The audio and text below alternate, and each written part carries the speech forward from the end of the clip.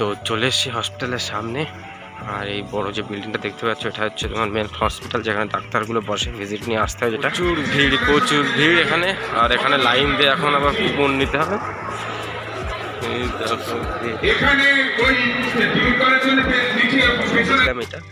এটা কিন্তু নর্মাল পেয়ারা না, এটা তোমার লাল পেয়ারা। লাল কালারের যে পেয়ারা হয় সে লাল পেয়ারা, পাতাগুলোও লাল হয়, সব কিছুই লাল। আর পেয়ারা কাটলে পেয়ারার ভিতরেও লাল হয় পেয়ারা গাছগুলো।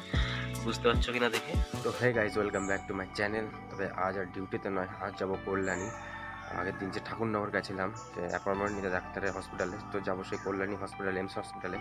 তো মাও রেডি হয়ে গেছে আর আমিও রেডি হয়ে গেছি। তো ভিডিওটা বানানোর জন্য ছাদে এসেছিলাম, তো এখন নিচে যাব আর মাও রেডি হয়ে গেছে। তো চলুন এখন বেড়াতে কল্যাণী এমস হসপিটালে আপনি কীভাবে যাবেন আর কোথার থেকে যাবেন সব কিছু জানিয়ে দেবো এই ভিডিওতে। তো লাস্ট পর্যন্ত দেখতে থাকো। তো আর চলুন এখন বেরিয়ে পড়ি। এখন টাইম হয়ে গেছে তোমার 6টা, আর 6টার সময় এখন আমরা বাড়ির থেকে বেরাচ্ছি। আর যত সকালে বেরোতে হবে তত সকালেই বেটার। তো আমরা এখন 6টার সময় বাড়ির থেকে বেরাচ্ছি। তো চলুন। তো এই যে মাও এখানে রেডি হয়ে বসে আছে, জল আনতে গেছিলো, এই জন্য কষ্ট হয়ে গেছে। পাখা চালিয়ে দেবো? তো চলো তাহলে বেরাই। বেরাবো নাকি দেরি করবো? তাহলে চলো বেরিয়ে পড়ি। তো চলুন সবাই এখন বেরিয়ে পড়ি। তো এখান থেকে হাবড়া পর্যন্ত বাইকেই যাব। আর মাও আসে। আর অটোতে যাচ্ছে না এই কারণেই, কারণ টোটোতে নেয় তোমার 15 টাকা করে। চলে আসছে যে কিসে ঠান্ডা লাগবে। তো চলো এখন যাই।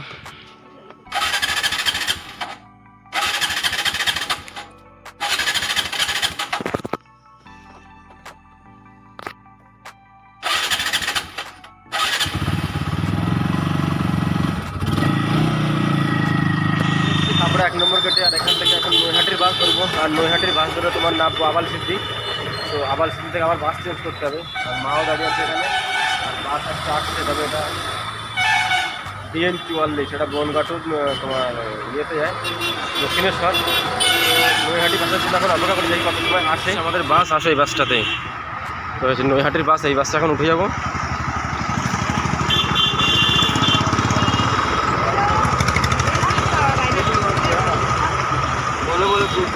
লাইন খারাপ।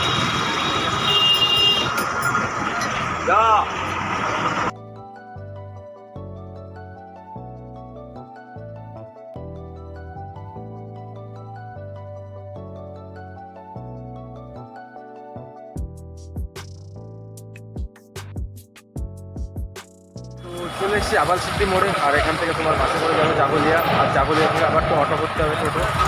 আর এখান থেকে তুমি তোমার শিলিগুড়ি যাওয়া যে বাসগুলো, সেগুলো তো যেতে পারো। তো সেগুলো থেকে আরও বেটার হয়, তাহলে এক পাশে তুমি যেতে পারবে। আর জাগলিয়া পর্যন্ত যাও, তাহলে ওখান থেকে আবার টোটো করতে হবে তোমাকে এমস হসপিটালে যাওয়ার জন্য। তো এখন বাসে জাগলিয়া মোড়ের একটু আগে। আর এখান থেকে টোটোতে করে যাবো। আর এখান থেকে টোটো করে তোমার পুরো সোজা এমস হসপিটালের সামনে নামিয়ে দেবে। তো চলুন এখন টোটোতে গিয়ে বসি। আর এখান থেকে তোমার আবালসিটি থেকে এখান পর্যন্ত তোমার বাসে ভাড়া নিল 20 টাকা একজনের। গাড়ি আছে এখান থেকে, তোমার টোটোতে করে চলে হয়ে যাবে। যাবো।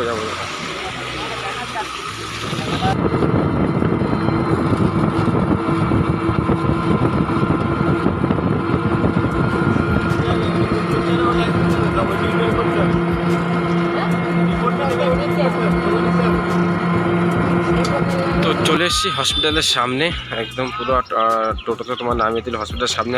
আর জাগুলিয়া থেকে এই এমস হসপিটাল পর্যন্ত তোমার 15 টাকা করে ভাড়া নেয়। হ্যাঁ কি বলছো? এই ফুলগুলো ছবি তুলবো, তাই? এই ফুলগুলো ছবি তুলবো। আচ্ছা, তোমার ফটো তুলবো এই ফুলগুলোর সাথে, তাই তো? দাঁড়িয়ে পড়ো, তুলে দিচ্ছি। দুপুরে তোমার থাকবে না ফুল, এরকম শুকিয়ে যাবে সব। দাঁড়িয়ে থাকে, তুলে দিচ্ছি। ভালো করে দেখাবো। হসপিটাল দেখা যাচ্ছে ওই এখানে। আর প্রচুর এরিয়া নিয়ে তৈরি। তো চলে এসেছি হসপিটালের সামনে। আর এই বড় যে বিল্ডিংটা দেখতে পাচ্ছ, এটা হচ্ছে তোমার মেন হসপিটাল, যেখানে ডাক্তারগুলো বসে ভিজিট নিয়ে আসতে হয়। যেটা এটা হচ্ছে মেন। আর পিছনে আরও অনেক হসপিটাল আছে, প্রচুর এরিয়া নিয়ে এটা তৈরি পুরো। তো প্রচুর ভিড় এখানে। আর এখানে লাইন দিয়ে এখন আবার কুপন নিতে হবে।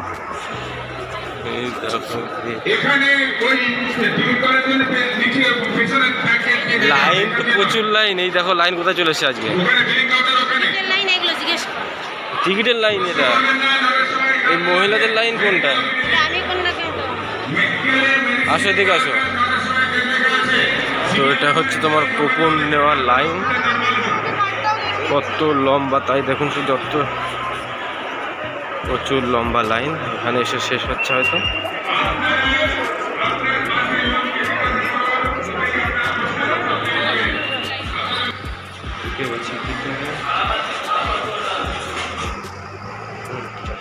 তো লিফটের ভিতরে উঠে গেছি, আর এখন যেতে হবে তোমার ফার্স্ট ফ্লোরে গিয়ে তারপর ওখানে আবার কুপন দিচ্ছে কিনা সেটা জিজ্ঞেস করতে হবে। সিকিউরিটি গার্ড ওখানে পাঠিয়ে দিল আবার। তো চলো,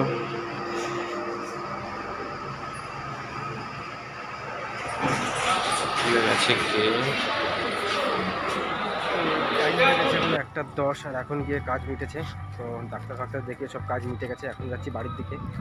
আর যারা তোমার শিয়ালদা থেকে আসতে চাইছো তাদের জন্য বলছি, কৃষ্ণনগর লোকাল বা তোমার কী বলে রানাঘাট লোকাল, এসব ধরো তুমি আসতে পারো। ভোর 4টের সময় আছে তোমার কৃষ্ণনগর লোকাল, সেটা ধরো তুমি আসতে পারো। প্ল্যাটফর্ম নাম্বার 3 থেকে ছাড়ে, তো সেখান থেকে আসতে পারো। তো এখন চলুন বাড়ির দিকে যাব, প্রচুর টায়ার্ড লাগছে এখন, সকাল থেকে কিছু খাওয়াও হয়নি, শুধু ব্রেড খেয়ে আছি এখন। চলুন, মা গেটের সামনে এসে দাঁড়িয়ে আছে এখন। টাইম লেখা লাগে না, ডেট লেখা আছে এখানে। এটা কি ফিজিওথেরাপিতে লিখেছে? না, এটা তো ডাক্তার লিখেছে, ফিজিওথেরাপিতে লিখেছে। ও তো ডেট দেওয়া আছে, তো টাইম দেওয়া লাগবে না। হ্যাঁ ওই তো, হ্যাঁ ফিজিওথেরাপি থেকে এখানে লিখে দিয়েছে। দেখছি হবে নাকি বাড়ি যাবে?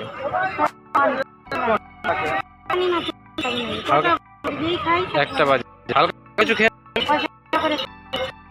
হালকা পাতলা খেয়ে নাও। হ্যাঁ হালকা পাতলা কি কচুরি পাউডার। চলো আগের দিকে চলো। খাওয়া দাওয়া কমপ্লিট হয়ে গেছে, আর এখন বাড়ির থেকে যাবো টোটোয় করে।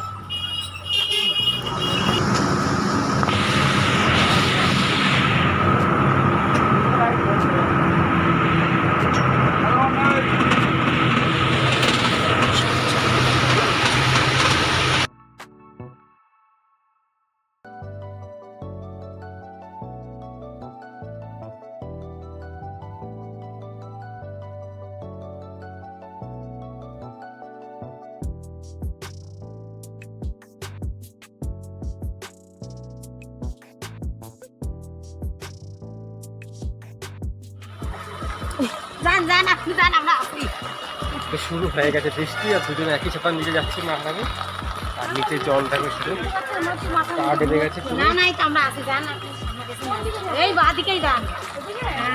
তো বৃষ্টিতে ভিজে গেছে পুরো একদম, প্রচুর বৃষ্টি, পুরো নদী হয়ে গেছে রাস্তাঘাট।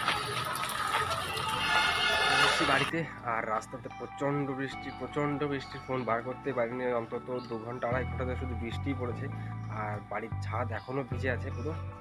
আর বাড়ি এসে, আর কালকে যেহেতু বিশ্বকর্মা পুজো, বাড়ি এসে বাইক পরিষ্কার করে ধুয়ে মুছে রেখে দিয়েছি, কারণ কালকে সকালে আবার ডিউটি আছে, ডিউটি থেকে ছুটি নেই, তো সকালবেলা আবার ডিউটি যেতে হবে, যার কারণে বাইকটা আজকেই ধুয়ে রেখে দিয়েছি।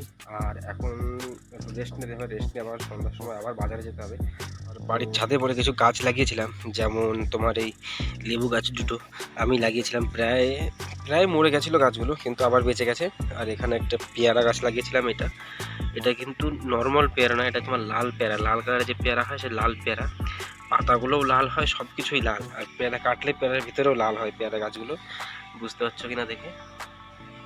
আর এখানে লাগিয়েছিলাম তেজপাতা গাছটাও প্রায় মারা গেছিলো, আর কিন্তু তবু এখন আবার দেখছি নতুন পাতা ছেড়েছে গাছ দিয়ে, ছাদে পরে এসে দেখছি, অসাধারণ ব্যাপার। আর গোলাপ ফুলগুলো লাগিয়েছিলাম, গোলাপ ফুলগুলো গাছগুলো ঠিকঠাক হয়নি আর কি, ফুলগুলো ঠিক ভালোভাবে ফুটছে না। তো এখন আবার যাই নিচের দিকে, বৃষ্টি আবার আসতে পারে যখন তখন, আকাশ পুরো মেঘ করে আছে। আর এই যে বাড়িতে এসে পারিনি, খাওয়া দাওয়া করে সিরিয়াল দেখতে শুরু করে দিয়েছে, বাড়িতে সিরিয়াল হচ্ছে, সিরিয়াল দেখতে শুরু করে দিয়েছে। হ্যাঁ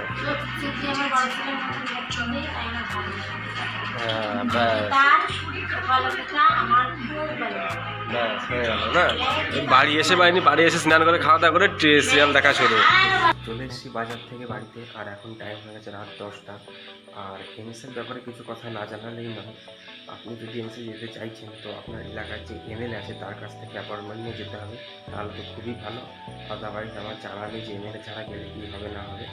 আর এমএলএ যখন অ্যাপার্টমেন্ট নিয়ে আপনি যাবেন, তারপর ওখানে গিয়ে আপনাকে লম্বা লাইন দিতে হবে। লম্বা লাইন দিয়ে আপনার আধার কার্ড শো করতে হবে। আধার কার্ড শো করার পর একটা টোকন নাম্বার দেবে, সেই টোকন নাম্বারটা দেওয়ার পর আপনাকে ভিতরে ঢুকতে হবে। ভিতরে ঢোকার পর কী করতে হবে, আপনাকে সেখানে বলতে হবে আপনার সমস্যার কথা। তো সেই হিসাবে তারা তোমার ডক্টর রেকমেন্ড করে দেবে যে ডক্টর এখানে আছে, 1 ফ্লোর, 3 ফ্লোর, 2 ফ্লোরে আছে, সেখানে গিয়ে আপনাকে দেখা করতে হবে। আর তুমি যত সকাল থেকে মানে যত সকালবেলা তুমি বাড়ি থেকে বেরাতে হবে ততটাই তোমার জন্য ভালো, কারণ সেখানে প্রচুর লাইন থাকে। যত সকালে আপনি যাবেন তত তাড়াতাড়ি আপনি বাড়ি ফিরতে পারবেন। আর সবথেকে ইম্পর্টেন্ট জিনিস হচ্ছে ওখানে রেগুলার 400 জন মানে পেশেন্ট দেখা হয় আর কি। প্রত্যেকটা ডাক্তার 400 জন করে পেশেন্ট দেখে। এবার আপনি যদি 400 জনের ভিতরে হন তো ভালো, না হলে আবার আপনাকে নেক্সট দিন যেতে হবে। তো সেই কারণে আপনি যত সকালে যেতে পারবেন ততটাই বেটার। আর ভিডিওটা এখানেই শেষ। আর কালকে সকালে আবার তোমার ডিউটিতে যেতে হবে, সেকেন্ড ট্রেন ধরতে হবে কালকে। আর কালকে আবার বিশ্বকর্মা পুজোও রয়েছে, যার কারণে সকাল সকাল যেতে হবে। আর প্ল্যান্টে মানে কোম্পানিতেও তোমার কিছু অনুষ্ঠান আছে, তো সেখানে যার জন্য সকালবেলা রিকমেন্ড করেছে যে সকালবেলা যেতে হবে। 5টার সময় এখানে পৌঁছাতে হবে। আর বাড়ি থেকে বেরোতে হবে আমার কমসে কম 4টার সময়। মোটামুটি 40-45 মিনিট টাইম লাগে যেতে কোম্পানি পর্যন্ত। তো চলুন এখন শুয়ে পড়ি, দেখা হচ্ছে আবার সকালে। এই ভিডিওটা আপনাদের কেমন লাগলো অবশ্যই কমেন্ট করে জানাবেন। আর চ্যানেলটিকে সাবস্ক্রাইব করে রাখবেন এই ধরনের ভিডিও দেখার জন্য, আর এগুলো রেগুলার যে ব্লগ আছে সেই ব্লগগুলো দেখার জন্য। তো চলুন দেখা হচ্ছে আবার কালকে সকালে, ততক্ষণের জন্য